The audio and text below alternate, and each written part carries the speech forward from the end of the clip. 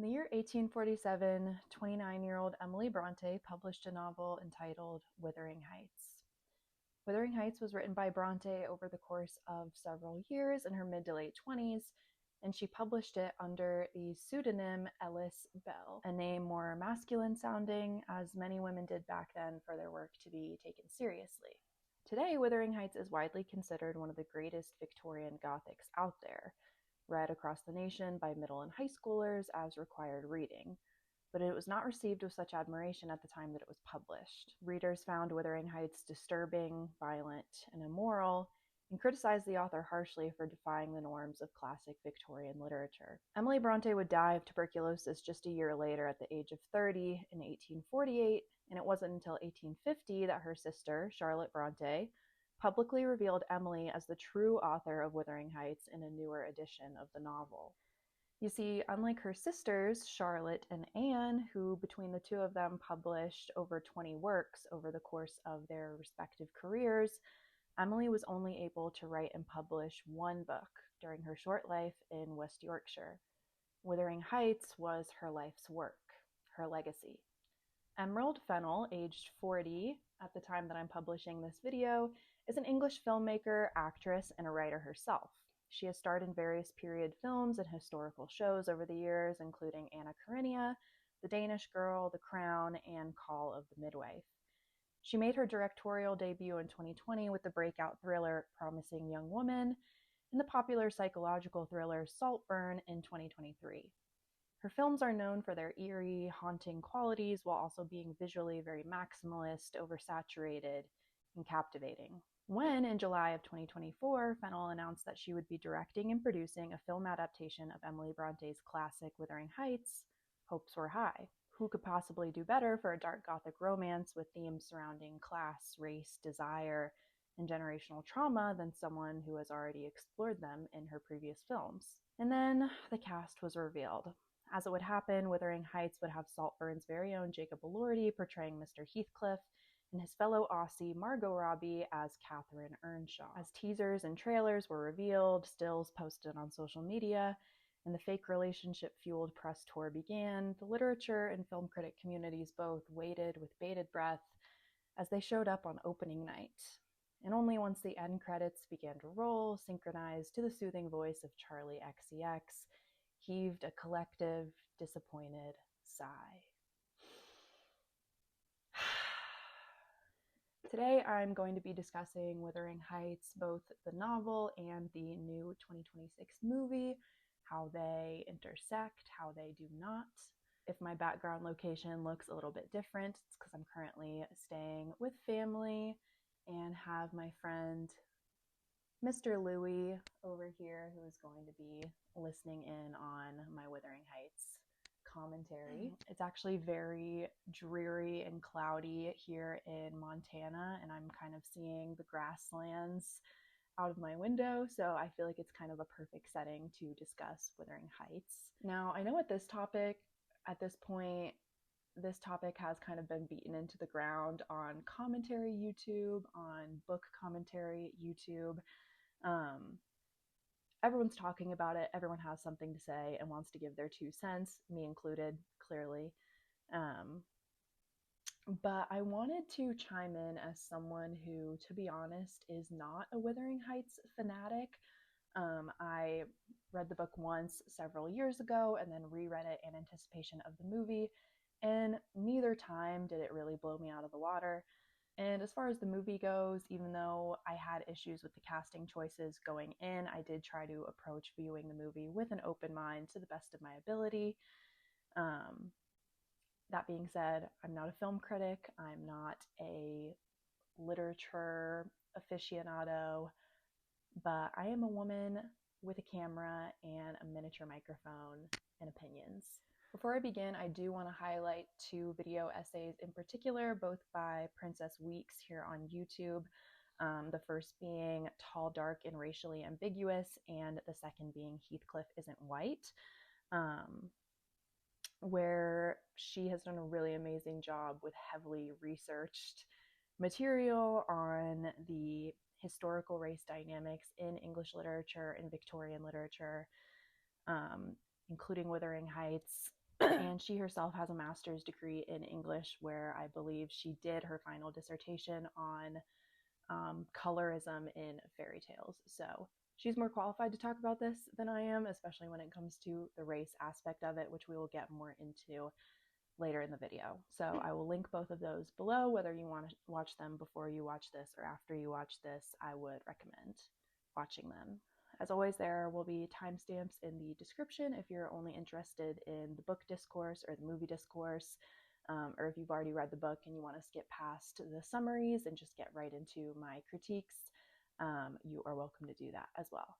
But I would recommend watching from the beginning, especially if you have never read the book before.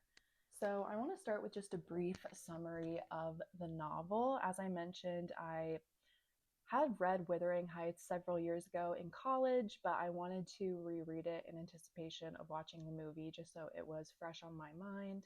And I'm going to give a brief summary just so we can kind of lay the groundwork. Hopefully it'll be between 5 and 10 minutes, but we'll see. And it goes without saying, there will be spoilers ahead for the rest of the video. So the story of Wuthering Heights essentially surrounds two neighboring families, the Lintons, who reside at Thrushcross Grange, and the Earnshaw family, who reside at Wuthering Heights, the name of the novel. The beginning of the book starts at present day at Thrushcross Grange, where a man named Mr. Lockwood, who is our primary narrator, is looking at renting out Thrushcross Grange. Say Thrushcross Grange 5 times fast, Jesus.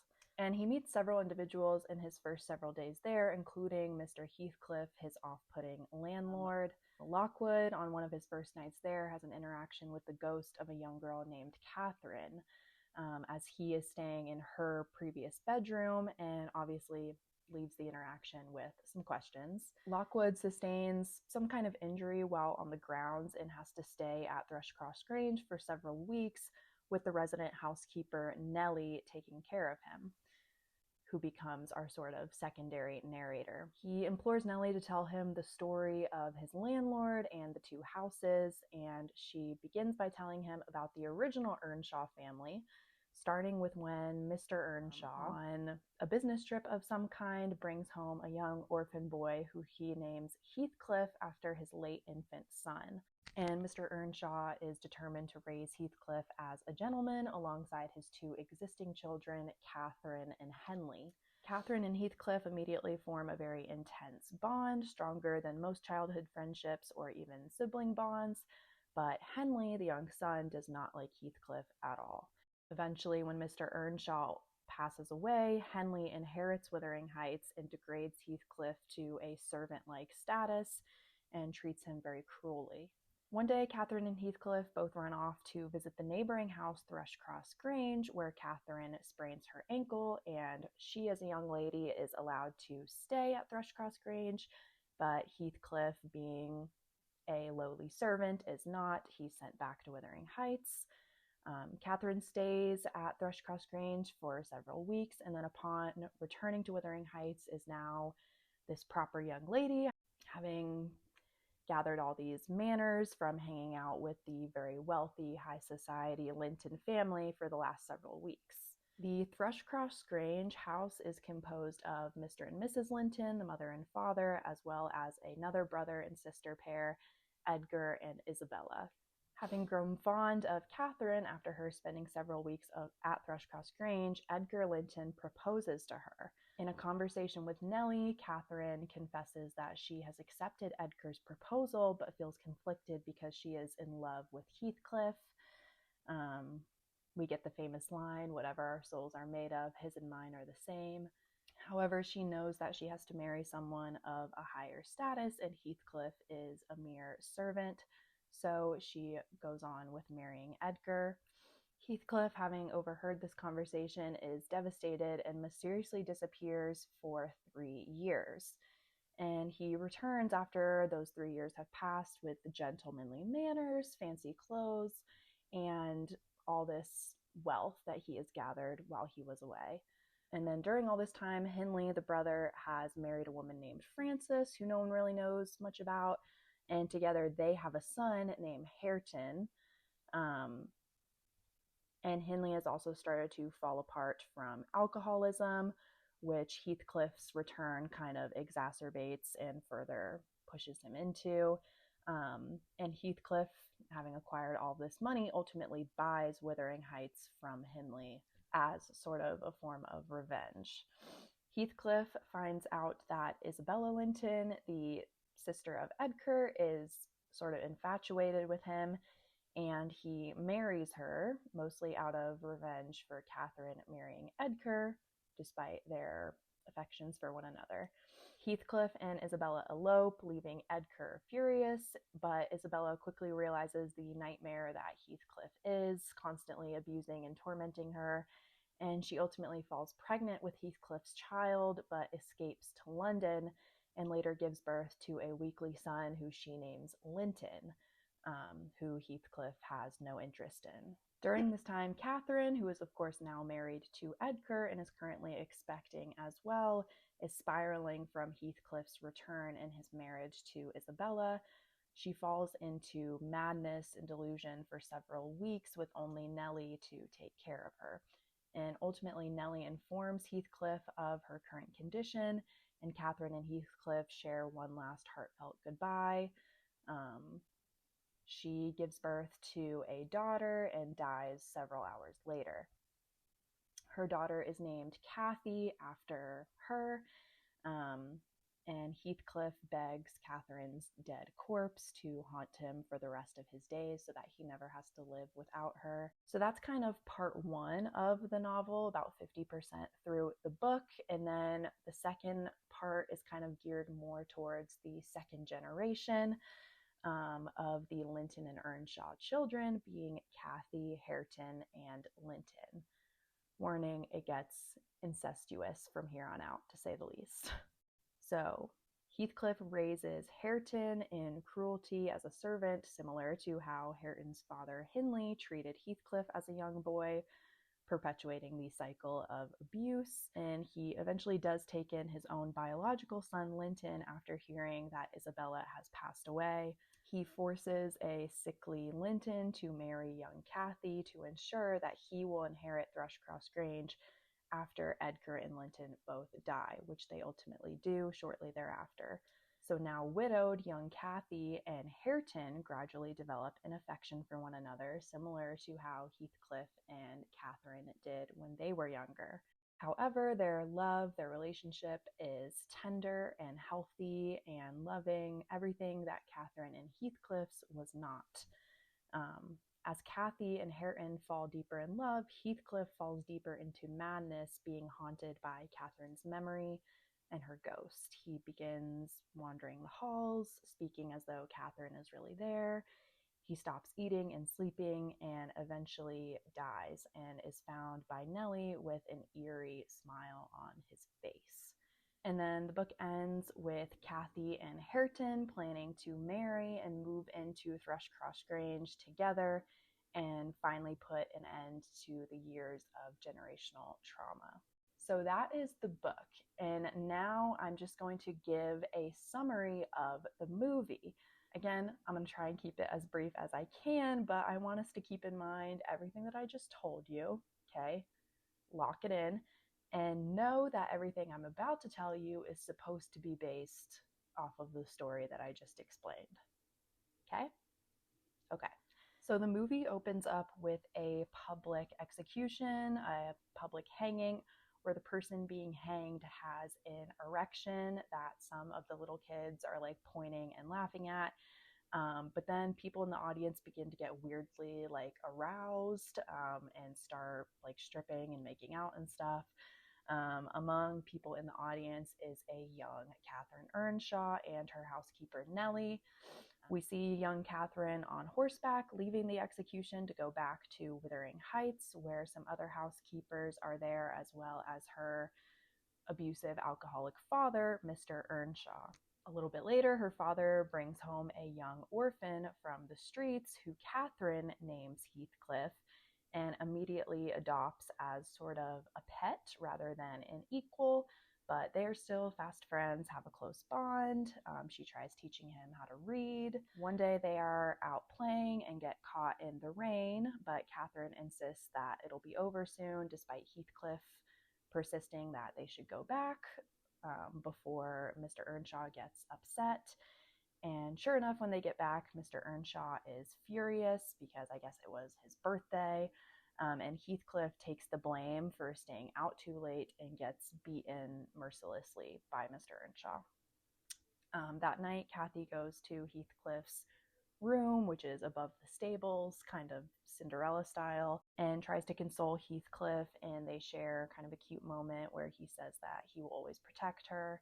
The film jumps to Catherine and Heathcliff being a bit older, supposedly now teenagers, maybe, by the way that they are talking and bickering with one another.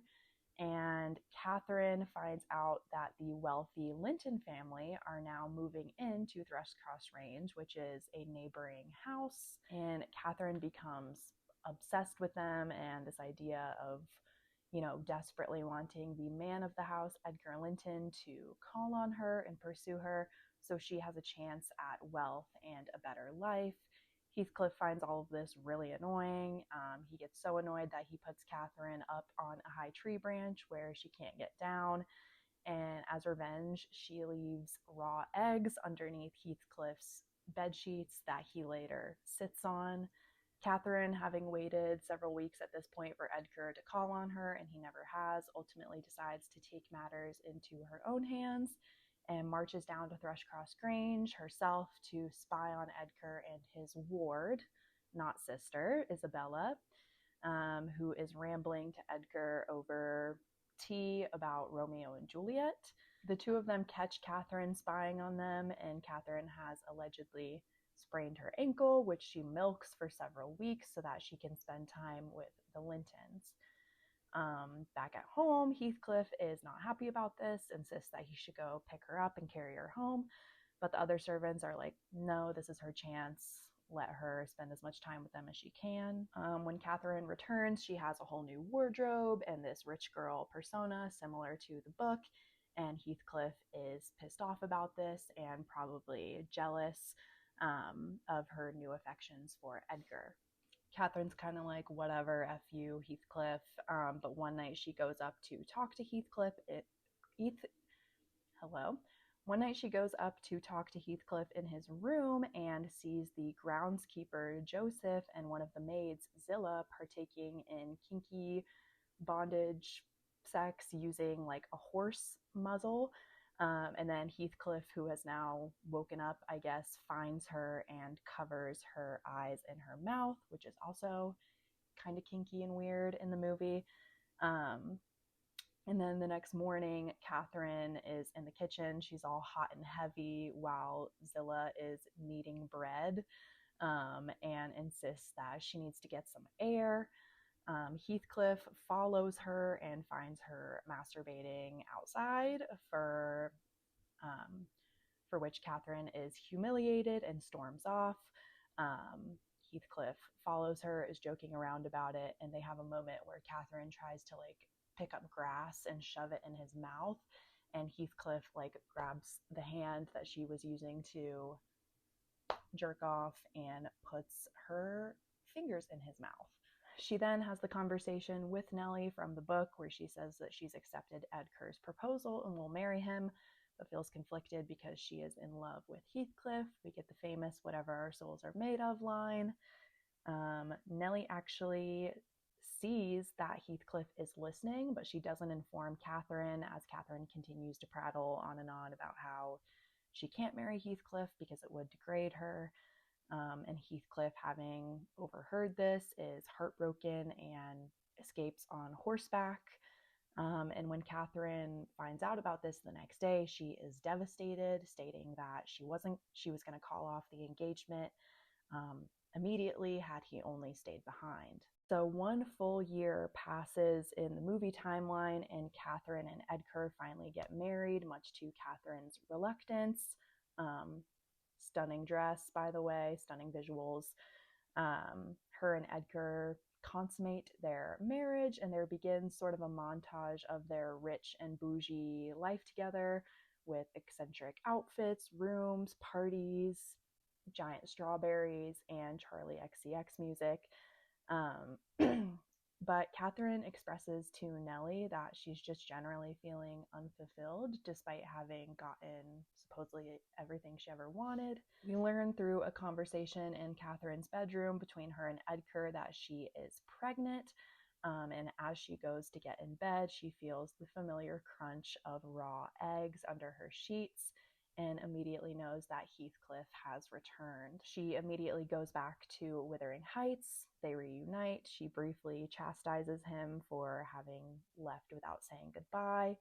And then invites him over for dinner that night. Over dinner, Heathcliff is reserved, not really giving much away about where he's been, where he acquired his wealth, his manners, much to Catherine's chagrin, but he does reveal that he bought Wuthering Heights. We learn through this dinner that Isabella has become infatuated with Heathcliff, much like in the book, but Catherine warns her, probably out of jealousy, that pursuing him is a bad idea.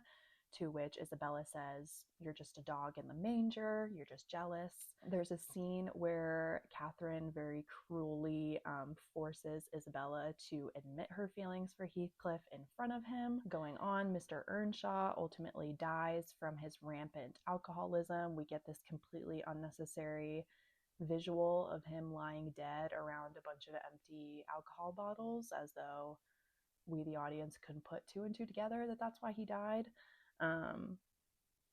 His addiction being about the only thing that we know about him in this movie. Catherine storms off into the rain, and Heathcliff follows her and ushers her into shelter, the very same shelter that they hid from the storm in when they were children. Cute. They have their sort of love confession that in the book doesn't come until Catherine is on her deathbed. And they passionately kiss and profess their love for one another. From there, we get what I can only assume is a several weeks long or maybe months long affair between Catherine and Heathcliff.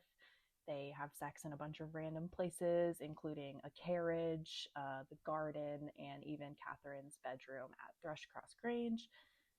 Heathcliff informs Catherine in one of these hookups that Nelly knew that Heathcliff was listening during that original love confession that Catherine gave, and Catherine is unfurious, knowing that Nelly could have, stopped her from making the worst decision of her life, that being marrying Edgar instead of Heathcliff. Catherine tries to fire Nelly immediately, but Nelly, being the villain that she is in this movie, goes straight to Edgar, I think just to tell him that his wife is having an affair.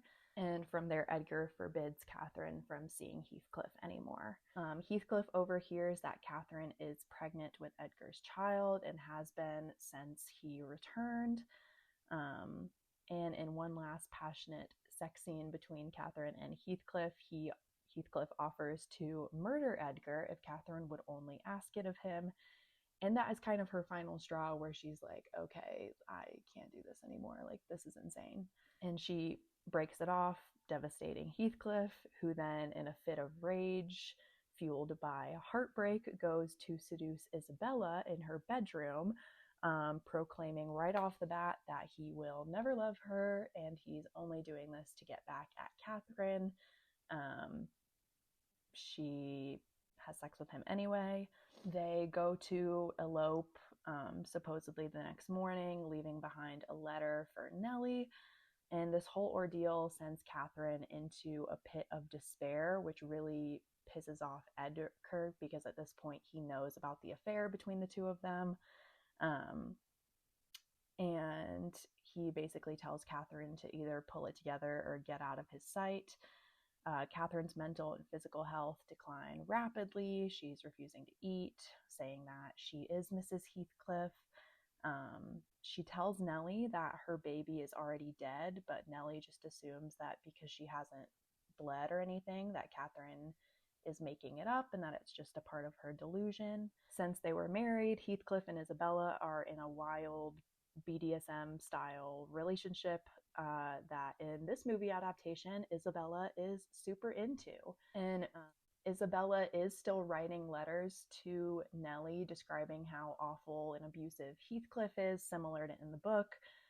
But this time she's basically doing it under Heathcliff's coercion, I guess in an effort to maybe lure Nelly to Wuthering Heights and let her kind of be the bridge point between um, Heathcliff and Catherine so that he can communicate with her. Heathcliff is also writing a ton of letters to Catherine to try to make amends, and Nelly is burning them all, Mom from the Notebook style. Nelly eventually tells Catherine that this act of her being depressed and staying in bed has gone on too long and she needs to get up and get over it and take care of herself.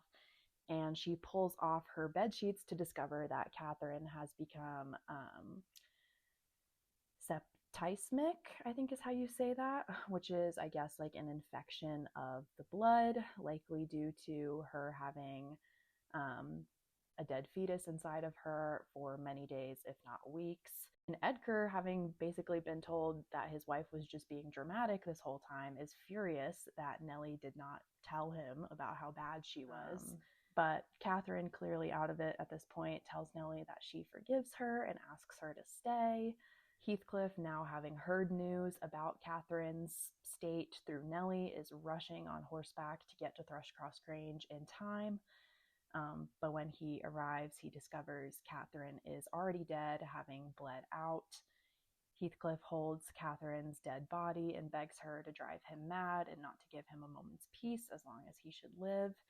And the movie ends as he remembers the time after his beating when they were young children, when Kathy comforted him, smiled as he promised to never leave her. So that's just laying the groundwork. So we have an idea of the difference between the plot of the book versus the plot of the movie. As you can see, they are vastly different. The movie ends about 50% through the book and does not include the second generation of the children at all. Before I get into this shitting on this adaptation, I'll first highlight some of the things that I did like about the movie, just so that we can start positive and go from there.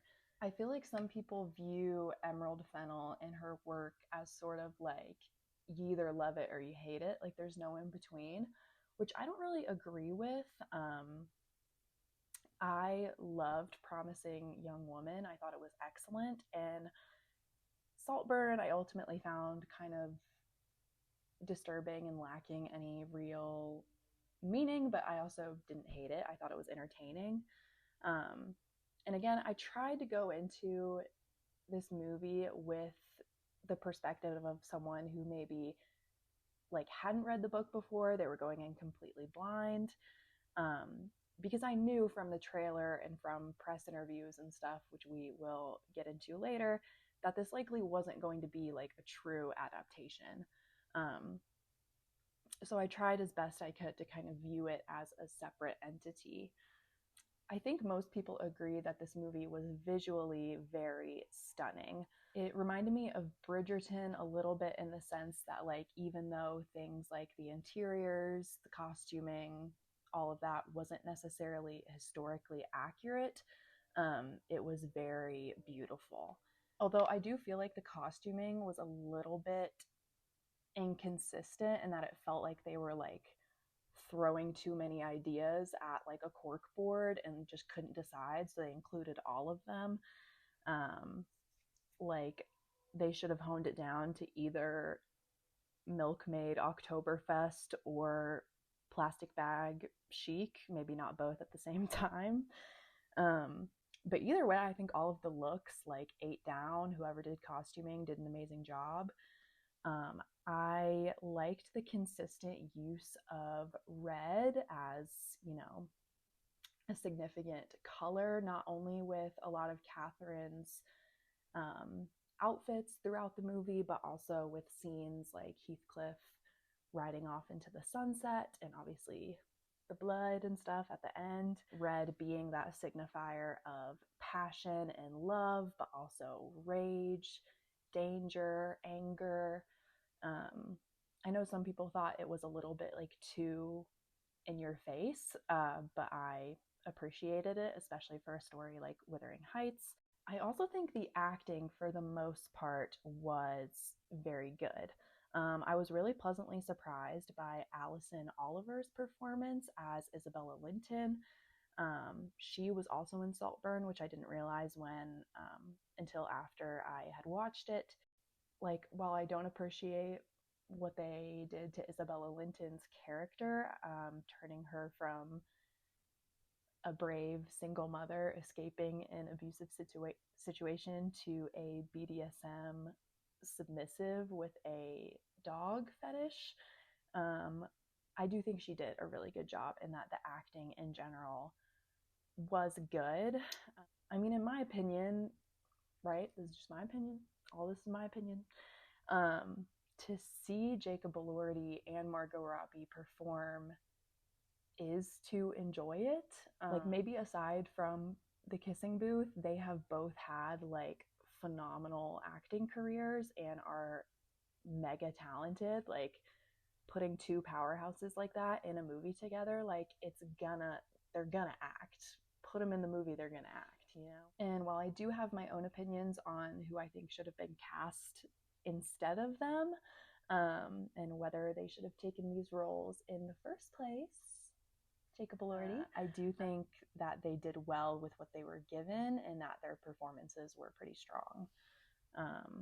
Especially in the second half of the movie, where they aren't playing teenagers and are exploring more intense adult relationship dynamics. In general, I feel like if the movie did one thing right, it was the dark humor throughout the movie. I feel like Wuthering Heights is definitely one of those stories that, like, if you are going to do an adaptation, you gotta break it up with some comedic relief. And I do feel like we got some of that, which I liked. I liked the little added prank with the eggs. Like, that obviously wasn't in the book, but like the first time when Heathcliff sits on the eggs and then he looks over at Kathy's bedroom and she's just like, la la la, brushing her hair, like, everyone in the theater was giggling. And then similarly, when Catherine goes into bed later in the movie and sits on the eggs, like, you could hear everyone in the theater be like, oh, he's back. Catherine, after she falls off the wall from spying on Edgar and Isabella, and then when Edgar opens the gate to check on her, she's like serving face. I thought that was funny. The moment at that first dinner that Heathcliff is at and Isabella is like trying to show shoulder, like, it was just funny. Like, there was humor throughout the movie and I liked it. And then last but not least, I also loved the score and the soundtrack with Charlie XCX's album. Like, I would listen to the Wuthering Heights album as its own separate entity. And maybe in the future I'll be able to separate the two in my brain and not look at her Charlie XCX's album with my tainted view of the movie. So that's what I liked about the movie. Now let's get into some of my criticisms of the film, the quote-unquote adaptation. And of course, we're going to start with the most glaring of them all, which is the casting. And again, I know this topic has been beat to shit, but it's been beat to shit for a reason, and I'm going to explain why. If I could sum up in in 4 words where Emerald Fennell went wrong with this movie, it would be Jacob Elordi as Heathcliff, period. Now, I didn't really explain this in my recap of the book, right? I was just kind of giving a summary of the plot, but race and class are both huge themes in this book, and that is because Heathcliff is a brown or black man in this book. And to be honest, I'm not really interested what anyone has to say if they read the book and that was not their consensus. In chapter 4, when Heathcliff is first brought home, he is described as, quote, a dirty, ragged, black-haired child. And later in that chapter, described as, quote, a dark-skinned gypsy, which today, not a word you should say. It's a slur. I'm only using it in the context of what Emily Bronte wrote in 1847, but the Oxford Dictionary defines a gypsy as, quote, a Romani person. So Romani people are in these geographic areas, not white people. In that same chapter, it is explained that Mr. Hernshaw discovers Heathcliff starving and alone in Liverpool, which in the 18th century was a major port deeply involved in the transatlantic slave trade. And when he is brought to Wuthering Heights, he speaks no English, speaking, quote, some gibberish that nobody could understand, close quote. Which, yes, could mean that he just doesn't speak good English or speaks in heavily accented English, but is more likely that he speaks another language entirely. In chapter 6, he is called a, quote, little lascar by Catherine, and a lascar refers to South Asian sailors that were employed on British ships, which I did not know. Later in the book, when talking about Heathcliff's mysterious parentage, Nelly jokes that, quote, who knows, perhaps your father was Emperor of China and your mother an Indian queen, each of them able to buy up, with 1 week's income, Wuthering Heights and Thrushcross Grange together. All in all, right, there is no version of this book that Heathcliff is a white man.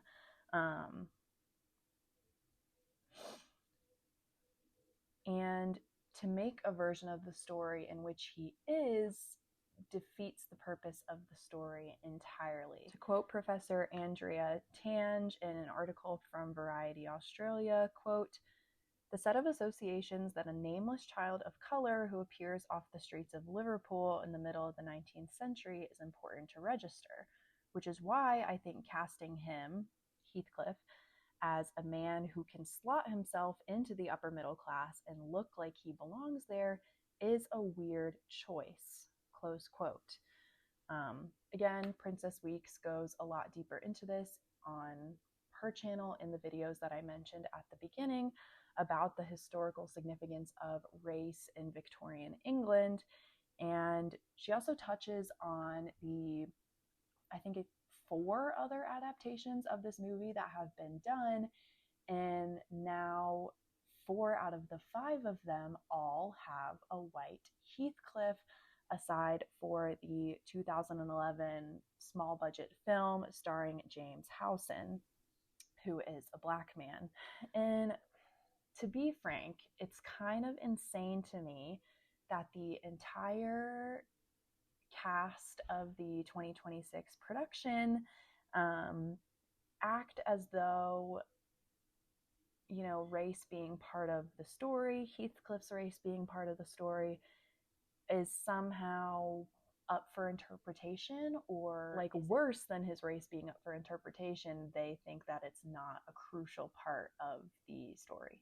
Like, it is largely because of Heathcliff's racial ambiguity and his dubious parentage that creates so much of the class divide that drives Catherine away from marrying him in the first place, despite her feelings, which was a thing that many white women probably did in the early 19th century, if they had, you know, found themselves in love with servants of color or people of color in their household or their communities. And it is because of Heathcliff's sort of outsider status that Henley, who again was cut from the movie entirely, which we will get into, treats Heathcliff as beneath him, and he holds so much resentment for him because his own father is showing favor to this young brown boy, an outsider, instead of his own son. We know in reading the book, when it comes to the love triangle slash square that is Heathcliff, Catherine Earnshaw, Edgar Linton, and Isabella Linton, that Heathcliff is not only jealous of Edgar for having Catherine, the woman who he loves, but also for his wealth, status, and whiteness that allowed him to do so in the first place. To erase Heathcliff's race is to fundamentally erase his character and his arc in the story. Now again, I love Jacob Elordi.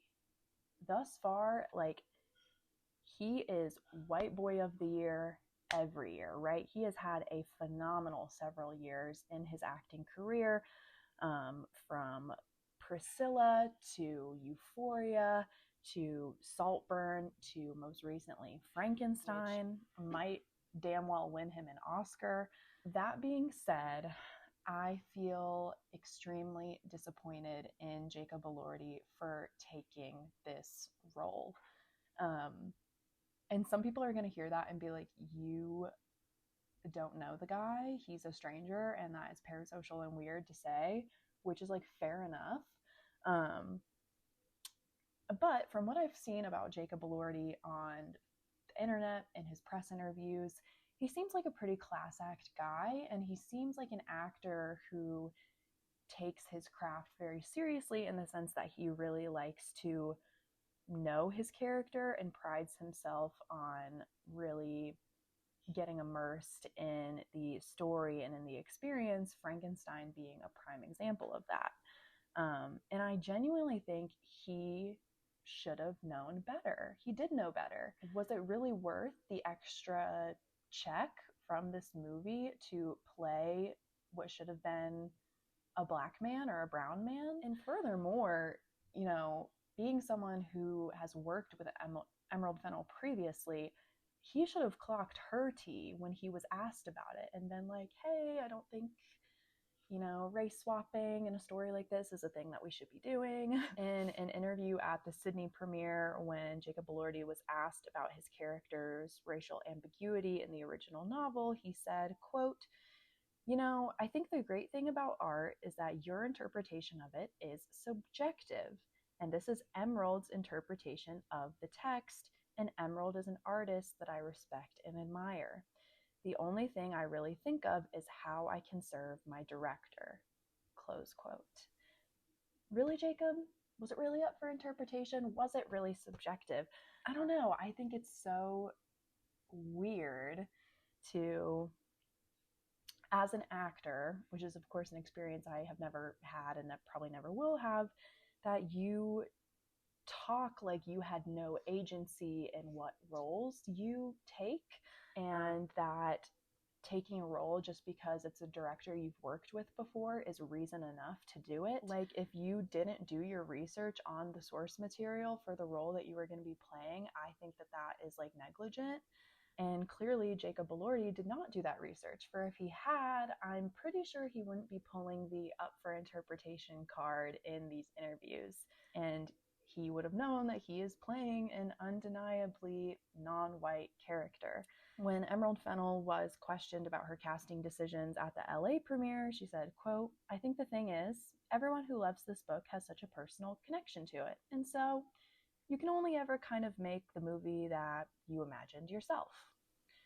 So, to be clear, Emerald, when you read Wuthering Heights, which she claims to have done, quote, hundreds of times at this point, you were reading the text in the page, you know, dark-skinned, gypsy, etc., etc., etc., and you imagined Jacob Elordi.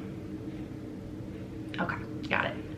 No, thank you so much. Thanks for clearing that up, Emerald. She has also said that part of her reasoning for this casting decision was because Jacob Elordi reminded her of a person or a drawing that was on a early cover of Wuthering Heights once upon a time when she was younger, and that's kind of why he stuck out to her, which is like, sure, fine, but like maybe just like use some discernment to be like, oh, maybe the person who published that edition like wasn't fully informed on the source material either.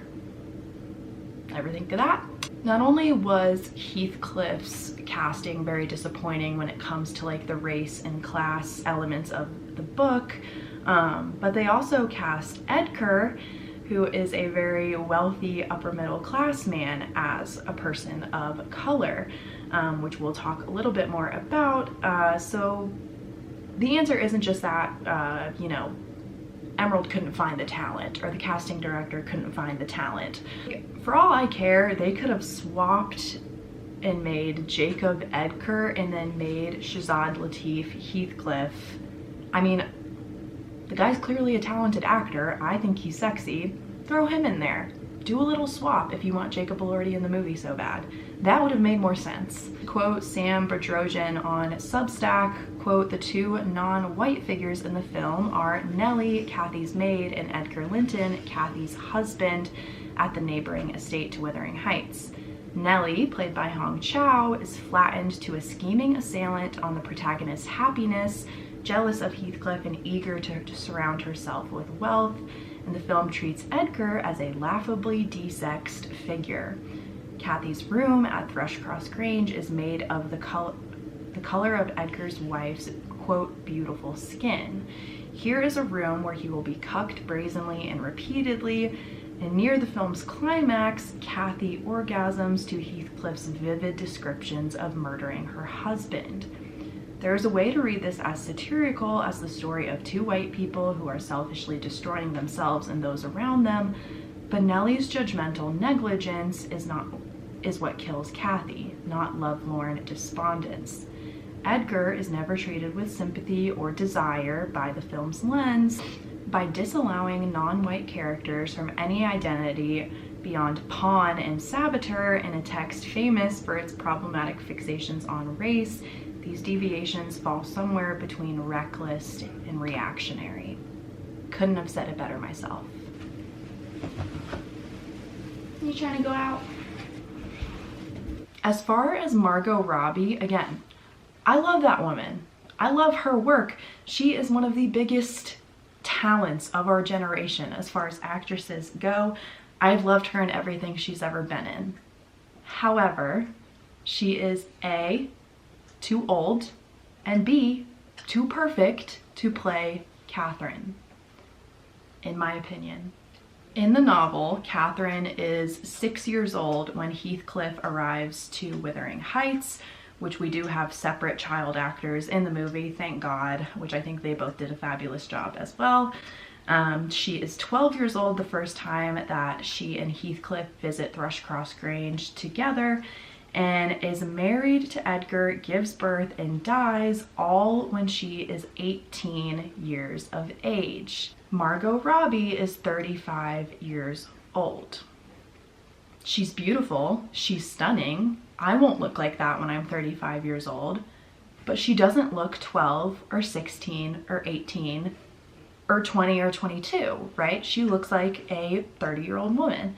Not only that, but like, and to be honest, like, I'm not really the type of person to really give a fuck if an adaptation is made and it's like, oh, she had brown hair in the book and then she's blonde in the movie or whatever. Like, that is, you know, that's kind of whatever. But it's more the thing for me as far as Margot not really working as Catherine Earnshaw is that Kathy in the book is described as this kind of light, airy individual, and she's got these penetrating brown eyes and bony, prominent features, almost described as like a creature from another world, which, yeah, doesn't really match with the tan, blue-eyed, blonde-haired, hourglass, bodacious goddess Margot Robbie that we see on screen.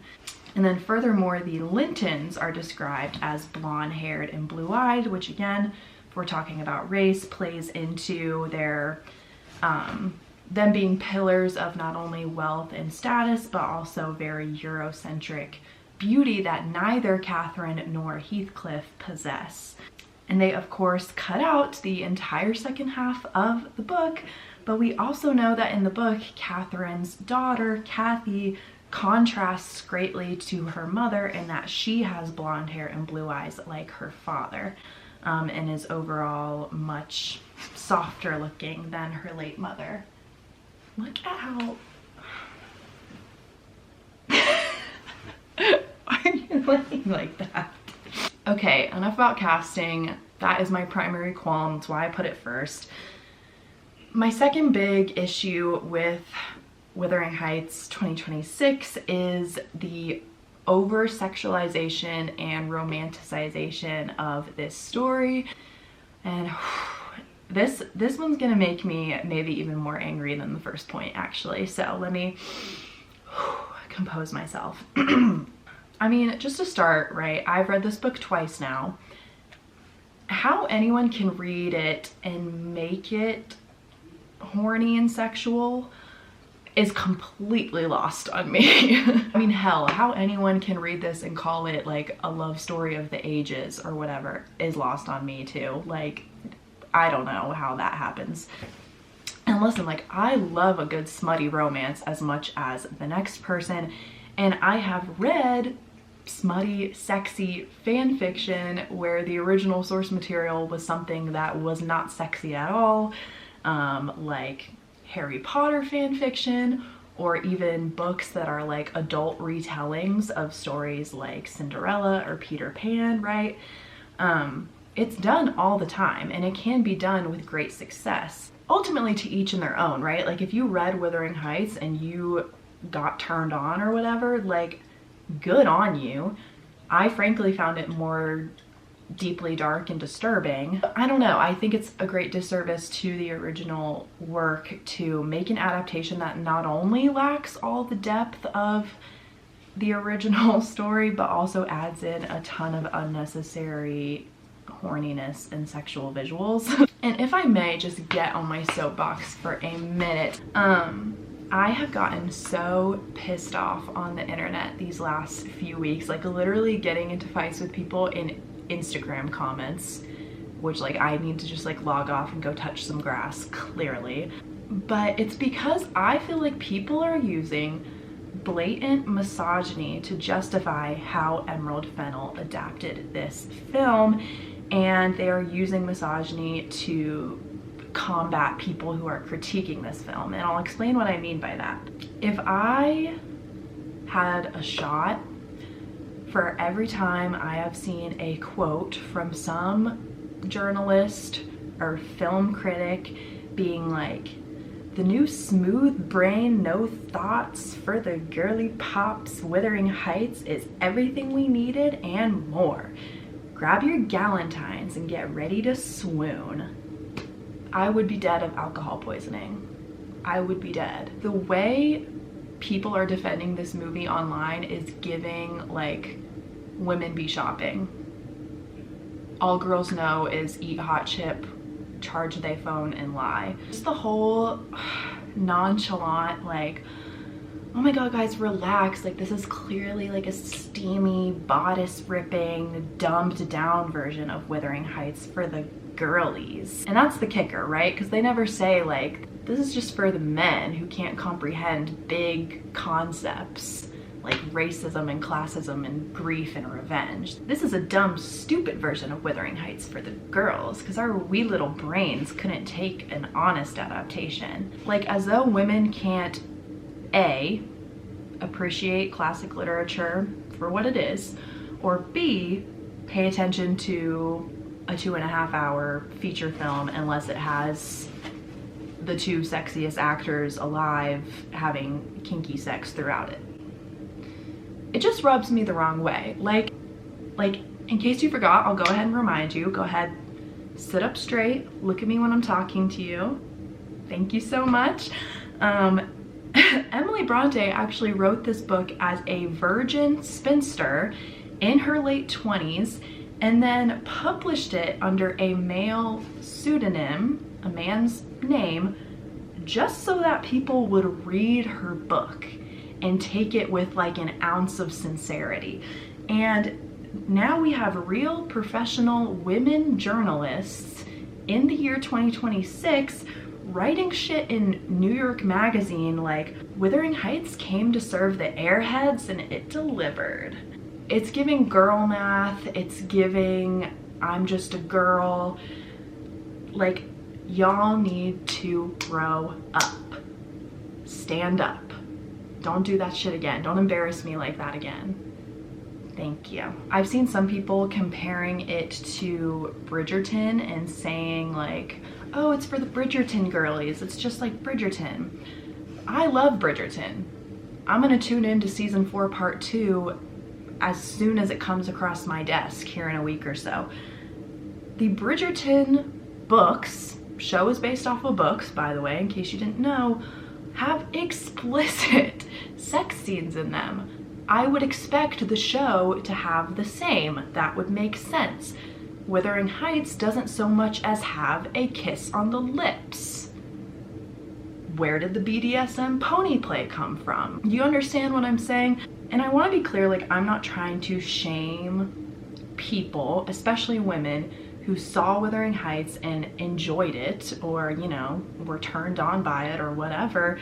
I'm not trying to shame people who liked the movie, right? Like, if you saw the movie, you're like, honestly, it was good, it was camp, I would watch it again, good on you, do that. But again, don't tell people who are shitting on this movie for all of the right reasons that they're just snobby, that they're taking it too seriously, that it's not that deep. Oh, y'all know how I feel about it's not that deep discourse. Ooh, don't piss me off.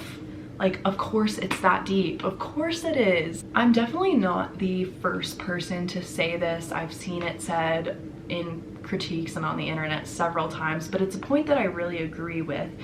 And that is that if Emerald Fennell, she remembered reading it in the height of puberty and being like, wow, like that really, I envisioned it this certain way, that's like, hey, that's fair enough. Again, art up for interpretation. And if that was her interpretation, good on her. But I think if she was then so inspired by those feelings, those emotions, those visions, whatever it was, that she decided to make a movie based off of what she imagined in her head instead of what the book actually is, what it's actually written as, she should have just done that. You know what I mean? What do you see? Like, she could have made a hot, steamy, bodice ripper period romance with revenge plots and family trauma and kinky sex and all this stuff. She could have done that and there would have been a market for it, and I bet it would have been successful, similar to how Saltburn was pretty successful. We have seen things done like Clueless, which was a retelling of Emma, or with 10 Things I Hate About You, which was a retelling of The Taming of a Shrew. Even with Baz Luhrmann's Romeo and Juliet, which he got eaten alive for changing it to be so modern. We have seen these adaptations where they take the original source material and completely flip it around, and it works. Like, hell, she could have said out loud, like, yeah, to be honest, Wuthering Heights was kind of my inspiration for making this story, and that was my framework for making this, and people would have been like, oh, cool. But what she decided to do instead was slap a Wuthering Heights title on the front of the movie and then put some air quotes around it and just say, well, this is my version of Wuthering Heights. And people are pissed off about it, and rightfully so. Emerald Fennell has said time and time again, like, well, I'm not really adapting it. She's even said, that's not possible. It's not possible to adapt something as deep as Wuthering Heights. I'm making my own version of it. Hey, babe, I don't know if you know what the definition of adaptation and adaptation is, but that's what it means. You know, you are taking an existing version of something and making it your own in a different format. That's what an adaptation is. You're making an adaptation. You failed to make an adaptation. It's bad, but that's what you're doing. Right? Like, you can't just make up a new definition for something. My third and final big qualm with how the movie was done was the cutting out of major characters and complete rewriting of other characters, and the cutting out of over half of the book. Like all of the Wuthering Heights adaptations that came before it, the 2026 version decided to end the movie when Catherine dies instead of keeping it going into the second generation. Emerald Fennell had $80 million to make this movie. She could have made this shit a 3.5 hour Sound of Music style. Oh, are you about to fall off? Louie, what are you doing? There you go. She could have made this a long film. She could have made it into 2 parts like Wicked. I mean, after seeing this, do I want a part 2? No, not particularly, but she could have done it. to do justice to the book. And my point remains that she instead decided to cut it off after Catherine's death, which I think is not only taking the easy way out, having been what every previous adaptation has done as well, but it's such a shame for the audience, because if you've read the book, or even if you listened to the blurb that I gave at the beginning of this video, you will know that up until Catherine's death around the halfway mark, the book is essentially all misery, right? It starts bad and it gets worse until Catherine dies. It's not until we get to the second generation of children with Linton, Catherine II, if you will, and Hareton that we're finally able to see the generational trauma and Heathcliff's internal conflict finally resolved in his death.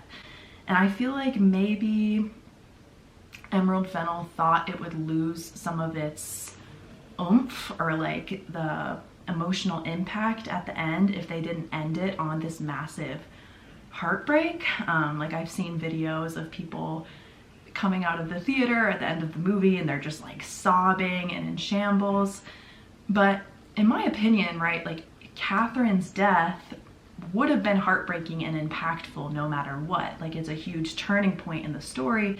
That doesn't mean that you have to cut it off there to make it more meaningful or a bigger deal. And not only was it cut short, but even with the first generation of characters that, you know, should have been included, in my opinion, in this movie, Henley specifically was completely erased from the movie, which again makes no sense, because why would Mr. Earnshaw bring in this young orphan boy just with the intention of treating him like a slave, like a servant?